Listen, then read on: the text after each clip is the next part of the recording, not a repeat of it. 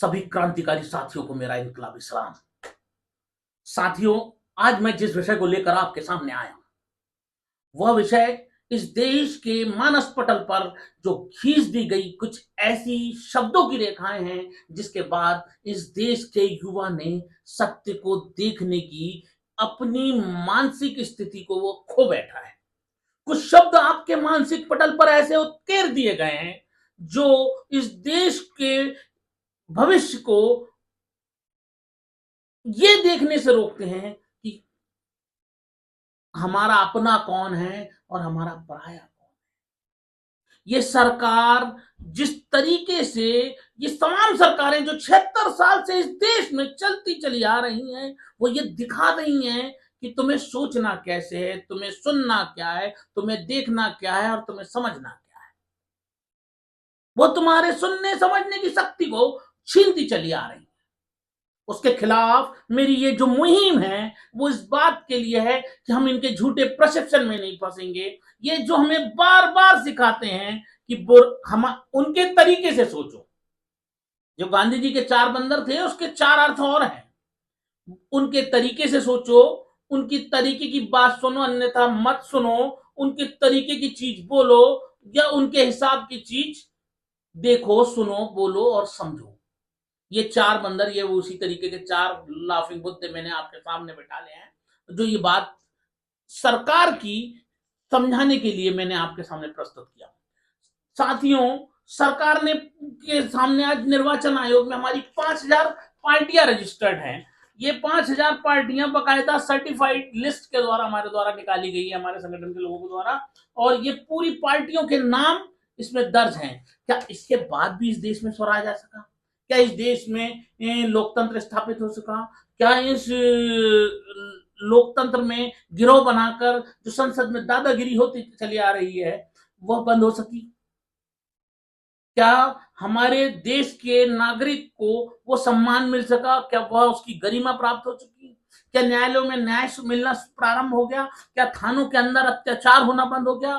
क्या एक आदमी को जीने की वो व्यवस्था मिल सकी जिसका सपना कभी भगत सिंह ने देखा, नेताजी सुभाष चंद्र बोस ने देखा था? नहीं। हमसे हमारी ताकत को छीना गया है। हमारी अभिव्यक्ति जो हमें दी गई वो दी तो गई, पर जहां वो सरकार और सिस्टम के खिलाफ इसके कपड़े उतारती है इस सिस्टम के, वहीं हमारी अभिव्यक्ति को रोक दिया जाता है।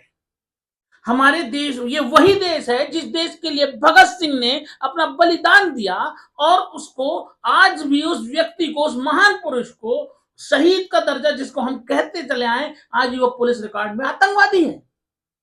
ये वही देश है जिसने नेताजी सुभाष चंद्र बोस से पहले प्रथम प्रधानमंत्री होने का दर्जा छीन लिया। किस कारण? इन सरकारी तंत्र के कारण। क्योंकि सरकारी तंत्र ने कहा कि तुम्हारा पहला प्रधानमंत्री नेताजी सुभाष चंद्र बोस नहीं है, तो आपने भी कह दिया कि हाँ भाई, हमारा पहला प्रधानमंत्री नेताजी सुभाष चंद्र बोस नहीं है। आपने मान लिया, इस चीज को एक्सेप्ट कर लिया। अपनी शिक्षा नीति में आपने उस चीज को बच्चों को पढ़ा दिया कि हमारा पहला प्रधानमंत्री कौन है? चाचा नेहरू है। मैं नेहरू जी के खिलाफ नहीं हूं, मैं गांधी जी के खिलाफ नहीं हूं, मैं सावरकर के खिलाफ नहीं हूं, मैं गोडसे के खिलाफ नहीं हूं, मैं किसी के खिलाफ नहीं हूं। मैं सच को दिखाना चाहता हूं और सच को समझाने चाहने की एक अनमोल इच्छा को लेकर आपके सामने ये वीडियो प्रस्तावित करता हूं।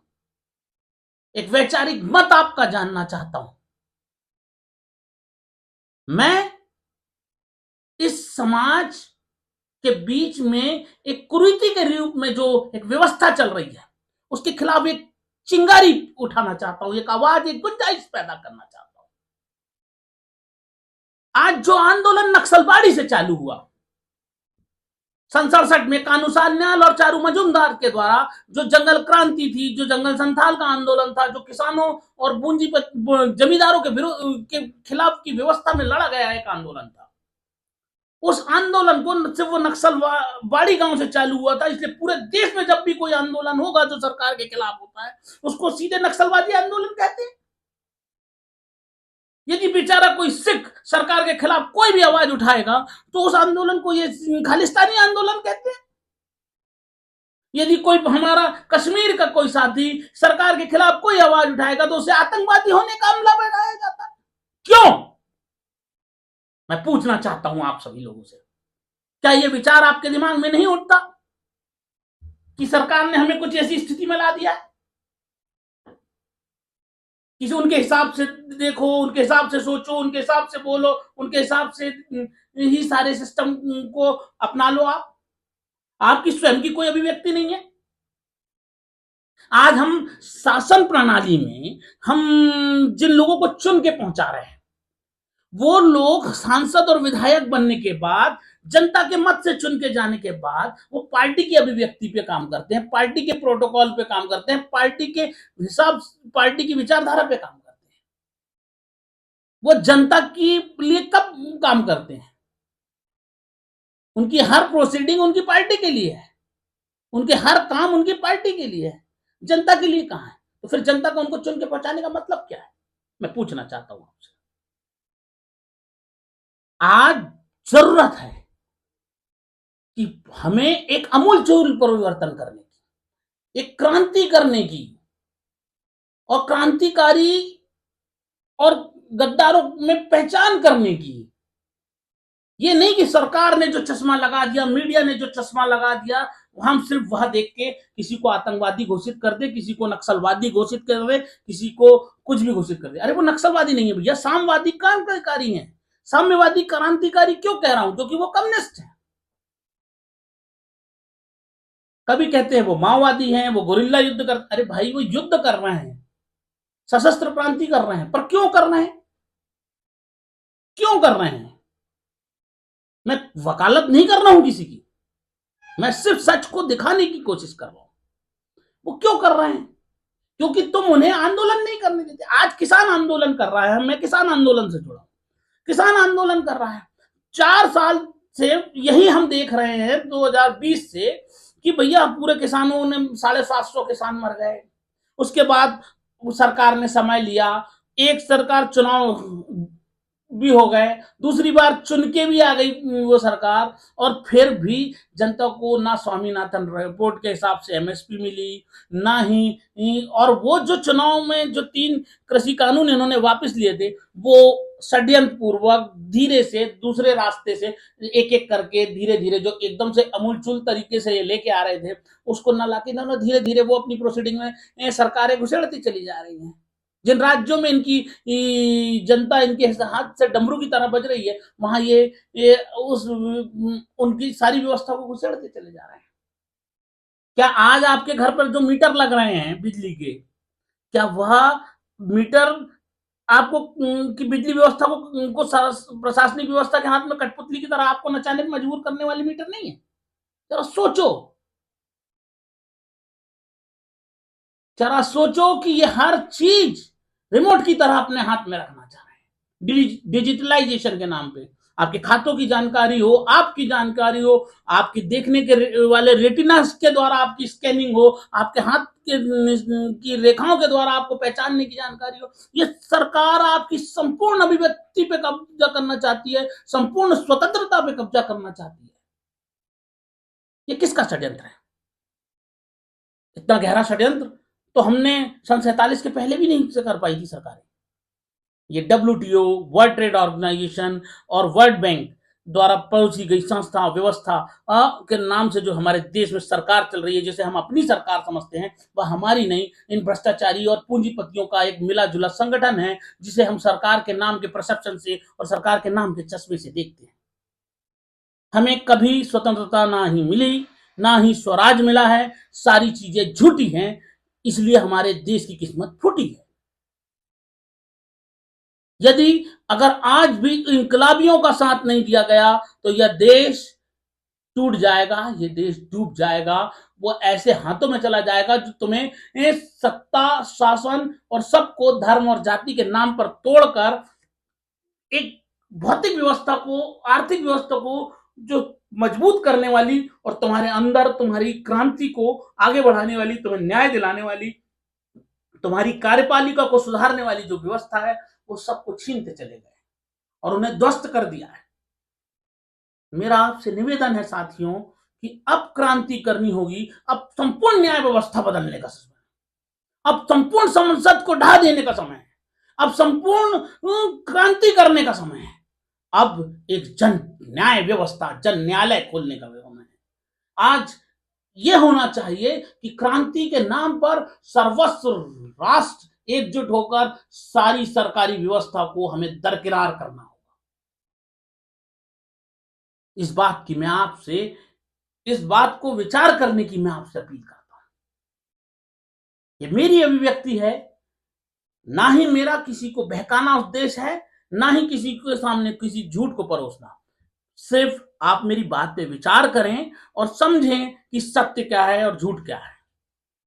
एक बार किसी भी चीज को करने से पहले इंसानियत का वह सिद्धांत और उस नेता की बात को विचार करें जिसने सन 1905 से लेकर सन 1954 तक, जब तक वो जीवन जिया, हालांकि उनका वो पैदा तो 1886 में हुए थे, 87 में हुए थे, पर वे 1954 तक इस देश में उन्होंने इस जमीन पर सरवाइव किया है। 1907 में वो बंगभंग आंदोलन में शामिल हुए, युगांतर में नाम की संस्था में शामिल हुए। उसके बाद वो अनुशीलन नाम की एक क्रांतिकारी संस्था में शामिल हुए। उसके बाद वो कम्युनिस्ट बने। कम्युनिस्ट बनकर उन्होंने लेनिन का भी साथ दिया। मैक्सिको में सरकार बनाई। अमेरिका में शादी करने के बाद एक अच्छा जीवन जी सकते थे, उस जीवन को त्याग कर भारत में आए। भारत में आकर और उन्होंने 1930 तक के कम्युनिज्म पे काम किया, और उसके बाद वो जब जेल भेज दिए गए और विचार करने का जब समय मिला तो 30 से 36 के बीच में उन्होंने एक संविधान लिखा भारत के लिए। भारत को पहली बार संविधान, भारत का एक संविधान होगा, इस कल्पना से परिचय कराया उसका। वो थे एम एन रॉय, जो गांधी से भी बड़ा हमारे देश का नेता था, जिसने किसी एक विचारधारा का गुलाम नहीं रहा। उसने हर विचारधारा का पूर्णता उपयोग करके मैक्सिको जैसी जगह में जाकर सरकार बना दी और आकर भारत को एक नया स्वर्णिम राष्ट्र देने की कोशिश की, हर चीज का सुधार किया और रेडिकल ह्यूमनिज्म, इंसानियत का वो पैगाम जिसमें जनता अधिकारी होती है, एक सांसद या एक विधायक। तुमने एक राष्ट्रतंत्र की जो व्यवस्था बनाई है, वो लोकतंत्र के माध्यम से एक राष्ट्रतंत्र पैदा करने वाले, लोकतंत्र सिर्फ एक दिन के लिए आए, 5 साल के लिए राष्ट्रतंत्र चले।